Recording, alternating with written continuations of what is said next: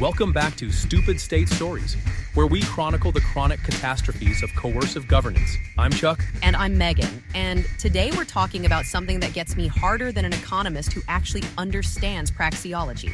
Jesus, Megan, we're 3 seconds in. What? Today's tale of tyrannical overreach, occupational licensing, or as I like to call it, Mother May I for adults with actual skills.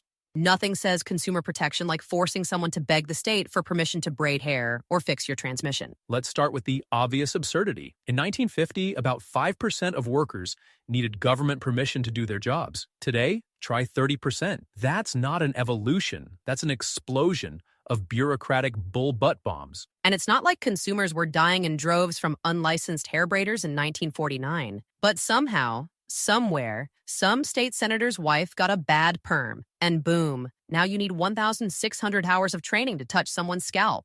Speaking of scalping, let's talk trades. The state will actually license your air conditioning guy, but not your politician. I can't get my air handler fixed without government-approved credentials. But any smooth-talking sociopath can vote to send kids to war. Well, to be fair, mechanics actually provide value. But seriously, if I want to trust my boiler to Bob's Backyard Sweatbox Service instead of state-sanctioned Steve's, that should be between me, Bob, our insurers, and OnlyFans. The market has this crazy mechanism called reputation. Maybe you've heard of it? Novel concept. Now, aircraft maintenance. Here's where the statists start clutching their regulatory pearls. But Chuck, they say, planes could crash. Yeah, they could. They could also crash with licensed mechanics. United Flight 328's engine failed. Parts rained down on Denver neighborhoods. Guess what? Licensed mechanics signed off on that plane. The beautiful thing about markets is they create incentives for actual competence, not just compliance. Airlines don't want their planes falling out of the sky. It's bad for business. Shocking insight, I know. But when your primary skill is navigating bureaucracy instead of,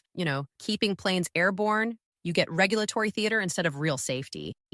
Then there's the crown jewel of licensing lunacy, medical doctors. Now, before the hate mail floods in, I'm not advocating for back-alley brain surgery. The American Medical Association has been running the most successful cartel in history, and they've convinced everyone it's for our own good. But also, if a group of consenting adults want to do brain surgery together, they can pick the venue that works for them. They've got licensing so locked down, it makes OPEC look like a free market paradise. Want to know why healthcare costs more than a Senate cocaine habit? Because supply is artificially restricted by licensing requirements that have more to do with protecting incumbents than protecting patients. Well, also because demand is wildly distorted by a disconnection between consumers and payers, and also because of tax-subsidized, overly restricted employer-tied insurance schemes, unnecessary tests and procedures, complete lack of price transparency, FDA drug approval delays, and Medicare and Medicaid debt-fueled transfers. But yeah, also restricted competition. Fair points. The AMA literally lobbied to shut down medical schools in the early 1900s. Not because they were unsafe, because there were too many doctors and competition was cutting into profits. But sure, it's all about patient safety. How about those geographic restrictions? A gynecologist licensed in New York can't practice in New Jersey without jumping through more hoops than a circus poodle. Apparently, human anatomy changes at state lines. Now, here's where it gets really ridiculous. Hair braiding. In some states, you need more hours of training to braid hair than to become an EMT. Think about that. Saving lives, 150 hours. Weaving hair, 1,500 hours. Nothing protects consumers like forcing immigrants to spend thousands of dollars learning about chemicals they'll never use. It's almost like these requirements aren't about safety at all, but about keeping competition out. Weird how that works. Established businesses suddenly discover a deep concern for consumer welfare right around the time new competitors show up. Here's the thing statists never grasp. Markets already provide validation. It's called reputation, reviews, referrals, insurance, warranties, and a dozen other mechanisms that actually work. When's the last time you chose a restaurant based on their state license versus their Yelp reviews? Exactly. Uber and Lyft created safer transportation than licensed taxis ever did, using nothing but ratings and reviews. No government inspector needed.